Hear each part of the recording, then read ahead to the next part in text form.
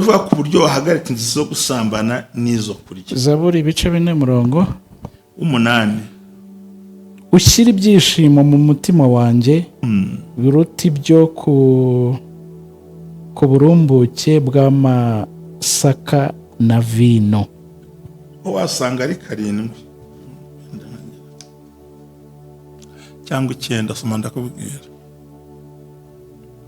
Nzarya ndyama sinzira nizigure kuko ari wowe wenyine Uwiteka umpa kuba amahoro. Umurongo wa 9. Nzajya ndyama nizigure.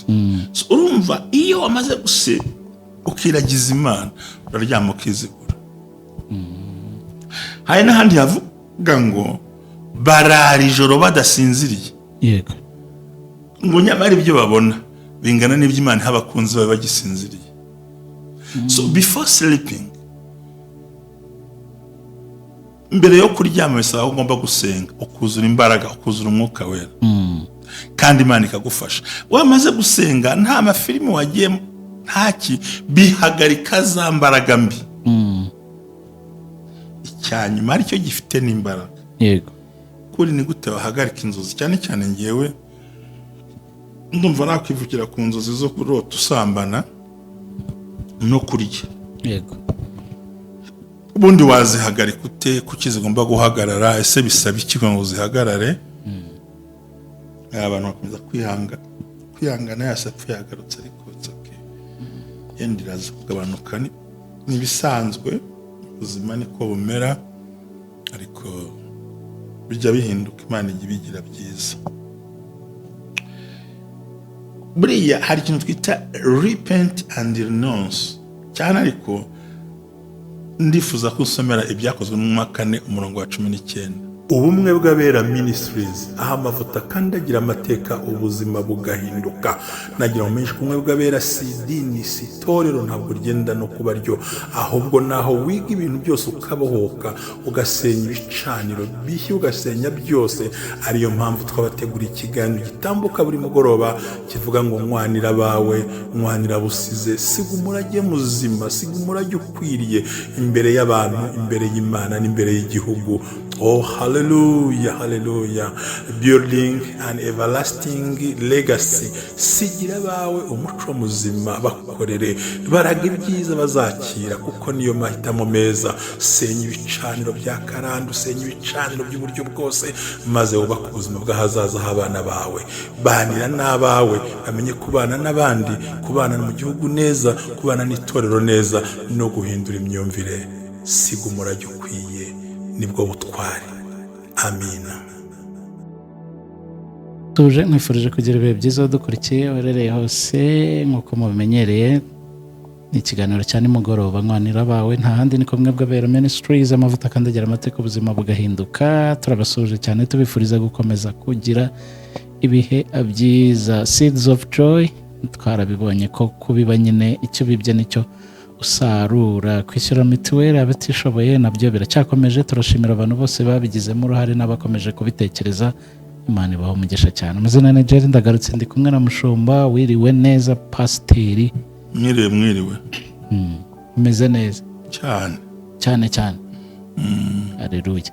Mushumba, hari abantu benshi, turagaruka ku kibazo cy'abantu benshi bakomeje kwibaza, ariko inzozi twabonye ko zikunda nta muntu utarota, ariko nanone harimo abantu barota ibintu biteye ubwoba cyangwa se ibintu bisa nk'ibikanganye bituma bibazaho. Ubwo ni inzozi mbi, inzozi zo kurota bapfuye, inzozi zo kurota basambana, inzozi zibi mbi cyane ziteye ubwoba. Ni gute ibi bintu byahagarara? Ko hari ukubwira ati kuva ku wa mbere ni ibyo mporamo, ni izo nzozi mpora ndota, hacamo icyumweru kimwe nkabigarukamo. Ngo haye ikaze none atubwira ukuntu bimeze. Urakoze cyane kumpa ikaze. Imana iguhe umugisha n'abantu bayo bose. Ubundi by'ukuri ni gute wahagarika inzozi cyane cyane ngewe ndumva nakwivukira ku nzozi zo kurota usambana no kurya. Yego. Ubundi wazihagarika ute? Kuki zigomba guhagarara? Ese bisaba iki ngo zihagarare? Abantu bakomeza kwihangana yasapfu yagarutse ariko okay. yenda iraza kugabanuka, n'ibisanzwe ubuzima niko bumera, ariko bijya bihinduka, Imana ijya ibigira byiza. Buriya hari ikintu twita repent and renounce cyane, ariko ndifuza ko usomera ibyakozwe mu mwaka 4 umurongo wa 19. mereza inoza Ko bino bintu bisaba ko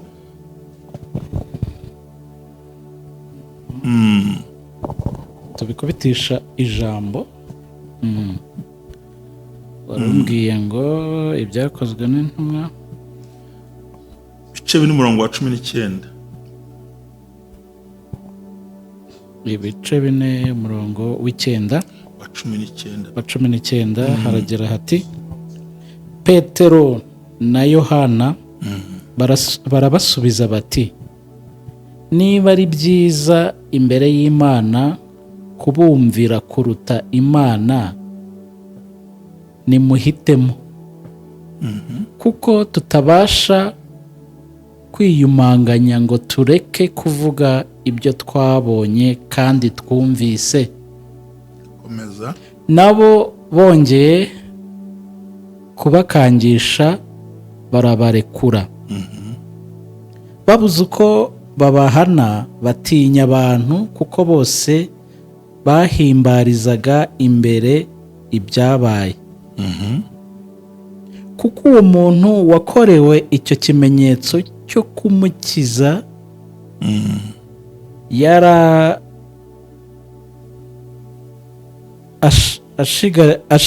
yarashigaje imyaka 40 avutse. 23.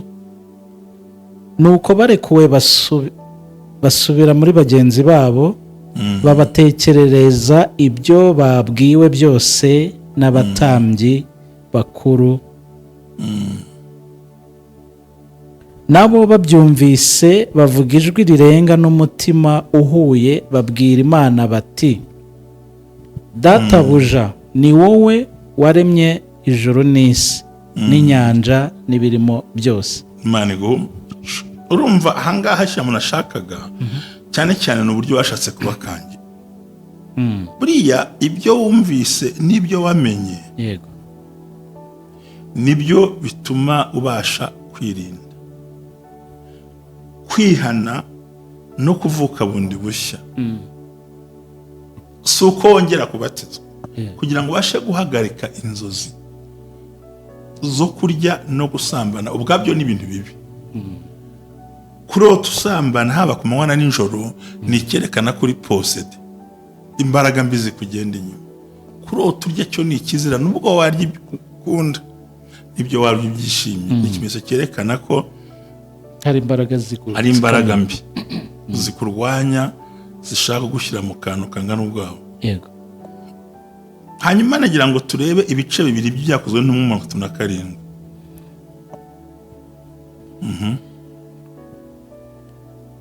Ibice 2 byakozwe n'intumwa 37 haravuga ngo abo bantu bumvise ibyo babacumita mu mitima. Nuko babaza Petero n'izindi ntumwa bati bagabo bene data, mbese tugire dute? 38. Petero arabasubiza ati nimwihane, umuntu wese muri mwe abatizwe mu izina rya Yesu Kristo, ngo mubone kubabarirwa ibyaha byanyu, kandi namwe muzahabwa iyi mpano y'umwuka wera. 9. Kuko isezerano ari iryanyu n'abana banyu n'abari kure bose, abazahamagarwa n'Umwami Imana yacu. Urumva baramubaza ngo bagabo bene dukora iki? Hamwe ati ni mwihane. Mbere na mbere hari ingingo ya 5 nise guard your gates. Ubwo no gucunga izamu ryawe. Niho haza kumva icyo nashatse kuvuga hano. Yego. Mvanga ikintu cya mbere, repent, kwihana. Yego. Ariko marigre ko hari umuntu wambwiye ati ati igihe nibyo nikundira, tubwo mba numva narota wa muntu akaza hakaba ibyo bintu. Burya mu nzozi mbi tujya tuvuga habamo izo kurya, kunywa, gusambana, gusubira mu cyaro, guhinga. Imbi cyane kurutaho nize ebyiri: kurya, gusambana no gusambana mu nzozi utazi. Icya mbere no kwihana. Yego. Icya kabiri ni fast and pray. Kwiyiriza no gusenga. Fast and pray and cancel every spirit agreement. Kwiyiriza ubusa no gusenga no gusenya imbaraga z'amasezerano ugira nazo. Umuntu yakwibaza uburyo yageranye imbaraga nazo. Kibazo rero buriya wemera ko igihugu cyafashe ideni amafaranga yishyurwa nane n'igihugu n'abagituye simze? Yego, ariko niko mbitekereza. Amasezerano abahari. None se iyo umuntu akora ibyaha nk'ibyo ntaba afite amasezerano mabi kuri we? Erega bya Satani nubwo bavuga ngo turamongo n'iki, ntabwo dayimoni yaza adafite ikintu ashingiraho. Ubwo agira link cyane agreement yari amasezerano uba ufite yawe mabi washyizeho. Ni ugusenya rero, ugomba kwiyiriza ubusa no gusenga. Kuki bashyizeho fast and pray? Yego, kwiyiriza no hari umuntu yiriza ubusa kumva yasenze. Ibintu biri habaye. Iyo wirije ubusa ukavuga uti ngiye kwiyiriza ubusa ariko nanasenga, kandi mu gusenga kwawe ukansoringe imyuka mibi n'amasezerano agiye ugirana n'abantu. Yego. Turi Matayo 17:21. Ubutumwa bwiza bwa Yesu Kristo bwanditswe na Matayo 17:21. 17:21 haragira hati: ariko bene uwo ntavanwamo n'ikindi keretse gusenga no kwiyiriza ubusa. Bene uwo mudayimoni usambanye. Kubera gusambana ni ikintu kibi mu nzozi. Ubu uri kurikiranye n'imbaraga ntiwatera imbere, ntacyo. No kurya ni kimwe n'imbaraga z'uburozi. So uwo mudayimoni avanwamo bikomeye. Ikindi nakivuze mu cyumweru cyatambutse mu kiganiro cya Kito. Yego. Iri jambo sinzi impamvu riza. Holy Communion. Ubwo ni ifunguro ryera. Yego. Naryo ndi mu bintu bihagarika izi imbaraga. Kwegera ameza y'umwami. Yego. Cyane. Abakorinto ba mbere 11:25.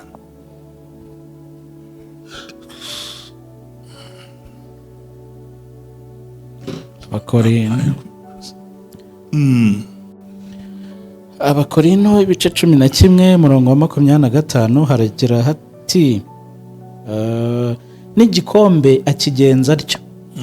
Bamaze kurya ati: iki gikombe ni isezerano rishya ryo ku maraso yanjye, mujye mukora mutya uko muzajya munyweraho kugira ngo munyibuke.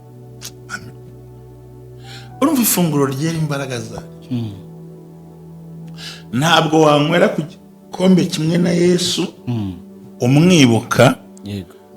Ngura ngize urarusambana n'abadayimoni cyangwa abarozi bakurira ntabwo bishoboka. Ariko malgré abantu banze guhazwa,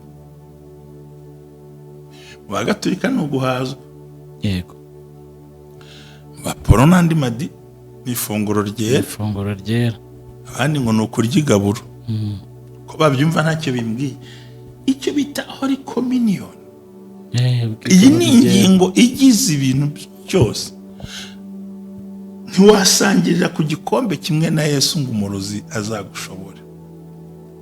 Ntiwasangirira ku gikombe kimwe na Yesu ngo urarusambana nijoro. Ntiwasangira ku gikombe kimwe na Yesu ngo uzicwe n'ibyo byica abandi. Imana irakuri. Wawutse mushumba kutarakira isepfu kandi ujya kwifungura. Yes, hari igikwazo Imana ishyirira ku buzima bw'umuntu. Ariko nzi ko kwizera kwanjye no gutuza bizanyunamura nkanezerwa. Amen. Nubwo ntabona supporting Imana izabikora. so ifunguro ryera ri très important, ni iry'agaciro cyane mu guhagarara no gutsinda ya myuka mibi y'ubusambanyi no kurya. yego. icya kane ni guard your gates, kurinda izamu ryawe cyangwa se kureba imbibi zawe. stop watching certain, cyangwa rekeraho, gerageza kugira ibintu reka kureba nijoro. so hanyumvise ndakumvise. like pornography, filime z'urukozasoni, ubusambanyi, iz'abarozi, yego, ubwo iz'abamajisiye na za ntambara zivusha amaraso, na bya filime by'ibikoko no gusoma ibitabo. yego. rinda izamu ryawe wirya muri ibyo bintu. okay. kuko uremvayitinga imyuka mibi mu byo ureba, kuko ubwonko, umutima, ibitekerezo birakurura bya bintu. stop watching certain contents at night. reka turabe Efeso Abafilipi 4 murongo w'8. Abafilipi 4 murongo w'8. Abafilipi ibice 4 umurongo w'8 haragira hati ibisigaye bene data, iby'ukuri byose, ibyo kubahwa byose, ibyo gukiranuka byose, ibiboneye byose, iby'igikundiro byose, n'ibishimwa byose, nihaba hariho ingeso nziza kandi hakabaho ishimwe, abe ari byo mwibwira. Amen. Niba hari ibyo byose, stop. Mbere yo kuryama hari ugomba kutareba. Ko buriya ikintu amaso aroye kibika mu bwonko hari. So guard your gates. Hari umuntu wambwiye ibitabo byinshi cyangwa se n'abahanga benshi bavuga ko eyes, amaso ari urugi rwa roho. what you see, ibyo ureba nyine ni amaso nyine biba bigufungurira kuri roho yawe ngo byinjire. ni urugi, it's a gate of your soul. So rero umuntu agomba kubirinda, arumva amaso niyashyira bwa bwonko kandi ibyo ureba byo bigucumuza. So rero kwirinda bituma utagwa muri icyo kintu. icya kane, hari abarokore batari bunyumve nk'abo dusengera hamwe, ariko anointing oil, amavuta ya elayo, kwisiga, gusigwa. okay. Reba James 5:14. Erega buriya n'abantu batabyemera ukwiye kwiyanayitinga nawe cyangwa ndakabigukorera.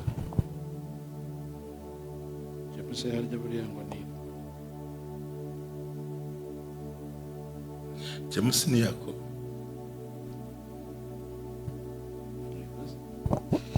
Yakobo 7. oya ya 7 zibaho 5:14. haragira hati muri mwe harimo urwaye, natumira abakuru b'itorero bamusabire, bamusize amavuta mu izina ry'umwami. Urabyumvise? No kuvuga ngo iki twita anointing oil ni ngombwa muri izi nzozi, kwa anointing uburiri bwawe, aho uryama n'umubiri wawe bwite. Wabyikorera cyangwa utumira abakuru? It depend your face. No kwizera kwawe. Nazo unyene ko na anointing umubiri wanjye. Ni wowe nde waza kunsiga uhoko. Niyo mpamvu nabazaga nyine ngo ariko nge nabikora nkuko Nyagasani yanshyize ku isi. Cyambere ni ukwimenya kuri gukora ibyo bintu. Yego. Twica iminota y'abandi ariko buriya ari ibintu bya mbere. Ikindi pray before sleeping, Zaburi kane umurongo wa 8. gusenga mbere yo kuryama. turimo turavuga ku buryo wahagarika inzozi zo gusambana n'izo kurya. Zaburi ibice 4 umurongo 8. ushyira ibyishimo mu mutima wanjye biruta ibyo ku burumbuke bw'amasaka na vino. Wasanga ari 7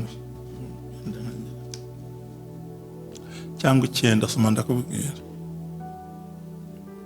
Nzarya ndyama sinzira nizigure kuko ari wowe wenyine Uwiteka umpa kuba amahoro. Umurongo wa 9. Nzajya ndyama nizigure. Urumva iyo wamaze guse ukiragiza Imana uraryama ukizigura. Hari n'ahandi havuga ngo barara ijoro badasinziriye. Yego. Ngo nyamara ibyo babona bingana n'iby'Imana habakunzi bawe bagisinziriye. So before sleeping, mbere yo kuryama bisaba ugomba gusenga, ukuzura imbaraga, ukuzura umwuka wera. Kandi Imana ikagufasha. Wamaze gusenga nta mafilimi wagiyemo, ntaki, bihagarika za mbaraga mbi. Icyanyuma aricyo gifite n'imbaraga. Yego. Reject the dream immediately. Niba uzirose tuzi canceling uwo mwanya. Ukizirota bizana rwose. Abafilipi 2:10. Abafilipi 2:10.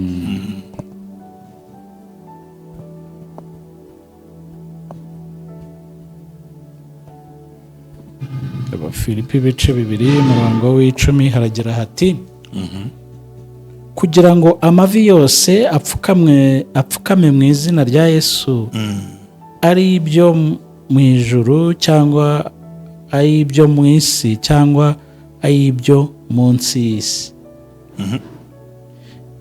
Kandi urangije nta kibazo kugira ngo amavi yose apfukame mu izina rya Yesu. Ukirota izo nzozi wirindira hita ukansoringa. Ni ibintu twababwiraga bizabafasha mu gusenya no guhagarika inzozi zo gusambana no kurya. Repent and renounce, fast and pray, cancel every spirit agreement. Holy communion, anointing oil, guard your gates, pray before sleeping, reject the dreams immediately. It's 7. Ni 7. Gusenga ukiyiriza ubusa. Reka mbere ku murongo cyambere no kwihana no guhindukira, 2 no kwiriza no gusenga, 3 ni ifunguro yera, 4 no gusigwa amavuta, 5 no kurinda izamu ryawe nturarurebye ibifilimi bisa nabi bya nijoro, 6 no gusa mbere yo kuryama, 7 mu gihe ugize ibyago kabiri reject tubijugunye. Bijugunye. Counseling byirukane muhabwe umugisha n'Imana.